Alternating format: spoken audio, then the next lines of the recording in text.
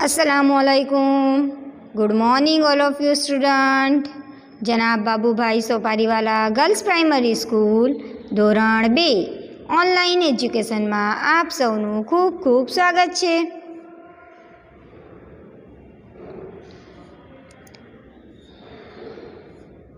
આજે તારીખ 9/1/2021 વાર શનિવાર।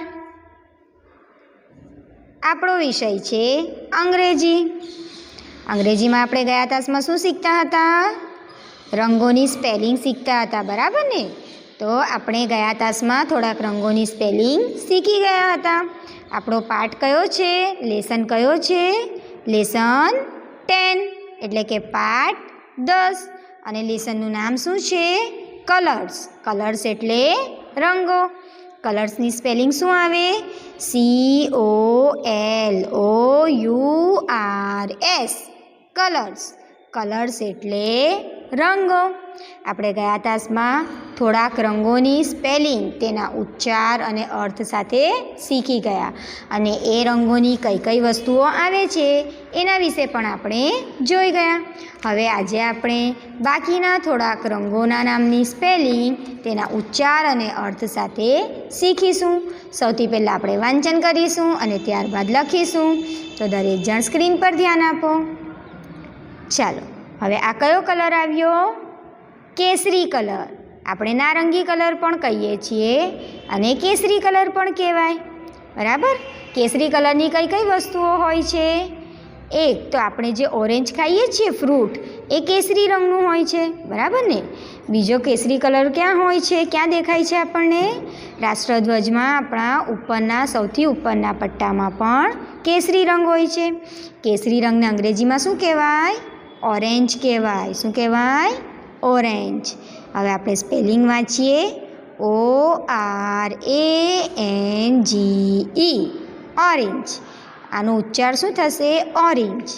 રને હસવૈરી કરીને એના માથા પર અનુસ્વાર કરવાનું છે। ઓરેન્જ એટલે નારંગી। નારંગી કલર પણ કહેવાય અને કેસરી કલર પણ કહેવાય। ફરીથી એક વખત વાંચીએ।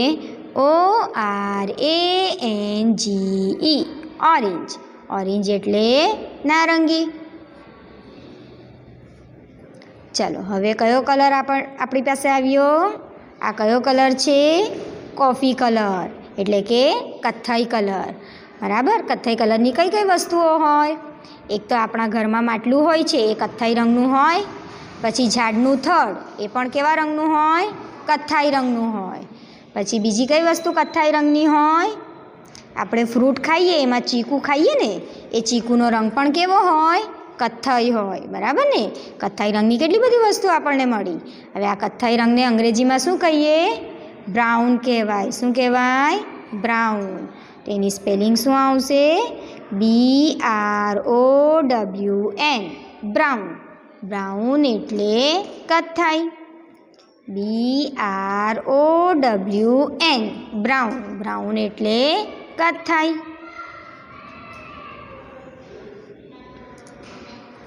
ચાલો, હવે કયો કલર આવ્યો? જાંબલી કલર। કયો કલર આવ્યો? જાંબલી કલર। હવે જાંબલી કલરની કઈ કઈ વસ્તુઓ હોય? આપણે જાંબુ ખાઈએ, એ પણ જાંબલી રંગના હોય ને? પછી બીજી કઈ વસ્તુ હોય જાંબલી રંગની? રીંગણ। શાકભાજીમાં રીંગણ હોય છે ને, તો રીંગણમાં એનું ઉપરનું ટોપ એ ગ્રીન કલરનું હોય છે, પરંતુ નીચેનો જે ભાગ હોય છે તે કયા કલરનો હોય છે? જાંબલી રંગનો હોય છે। જાંબલી રંગને શું કહેવાય અંગ્રેજીમાં? પર્પલ।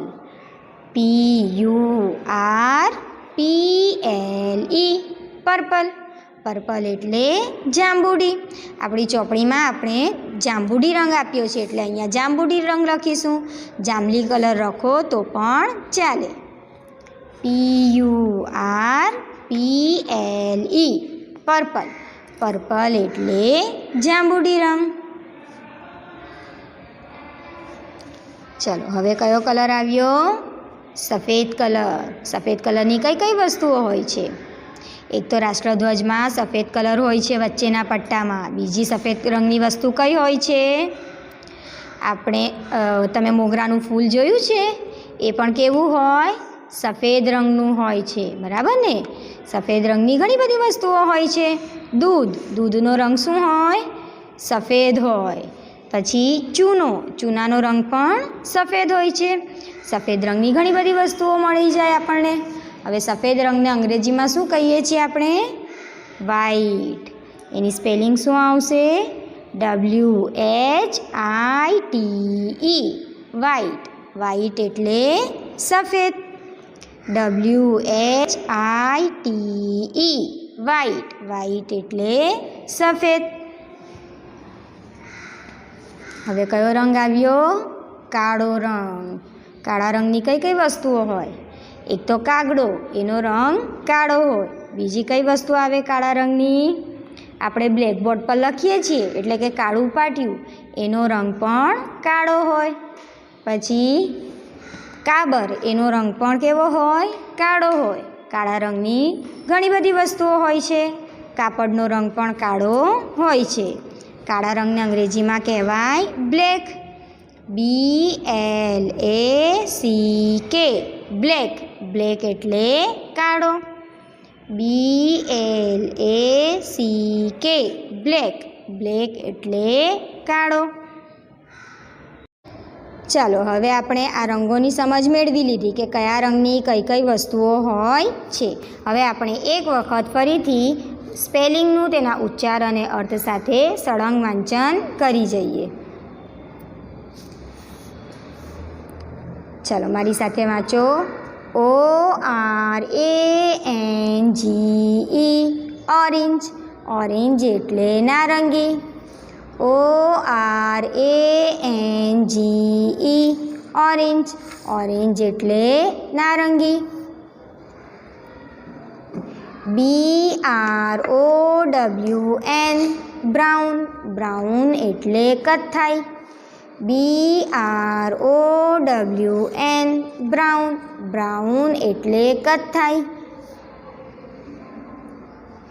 PURPLE. પર્પલ. પર્પલ એટલે જાંબુડી. PURPLE. પર્પલ. પર્પલ એટલે જાંબુડી. WHITE. વ્હાઈટ. વ્હાઈટ એટલે સફેદ. WHITE. વ્હાઈટ. વ્હાઈટ એટલે સફેદ. છેલ્લી સ્પેલિંગ BLACK. બ્લેક. બ્લેક એટલે કાળો. BLACK. બ્લેક. બ્લેક એટલે કાળો. આ સ્પેલિંગ આપણે વાંચી ગયા. હવે બ્રાઉન. બ્રાઉન એટલે કથ્થાઈ. કથ્થાઈ જ તમારે પણ લખવાનું છે. કોઈએ પણ અહીંયા કોફી લખવાનો નથી. બ્રાઉનનો અર્થ શું થાય? કથ્થાઈ. બરાબર, સમજ પડી દરેકને? હવે તમારે નોટમાં આ સ્પેલિંગો લખવાની છે. સૌથી પહેલાં નવા પાના પર આજની તારીખવાર લખજો અને હાસ્યમાં લેસન 10 કલર્સ પાઠનું નામ લખજો. ત્યારબાદ આ 5 રંગોની આપણે સ્પેલિંગ, ઉચ્ચાર અને અર્થ સાથે વાંચન કર્યું છે. તો એ સ્પેલિંગો તેના ઉચ્ચાર અને અર્થ સાથે તમારે નોટમાં લખવાની છે. એક સ્પેલિંગ 5 વખત લખજો. એમ બધી સ્પેલિંગો તમારે 5 વખત લખવાની છે. બોલતા જજો, સારા અક્ષરે લખજો અને સ્પેલિંગ મોઢે કરજો. અને તમારે જાતે જ લેસન કરવાનું છે અને તમારી નોટ અને ચોપડી કમ્પ્લીટ કરી નાખજો. Thank you. અલ્લાહ હાફિઝ.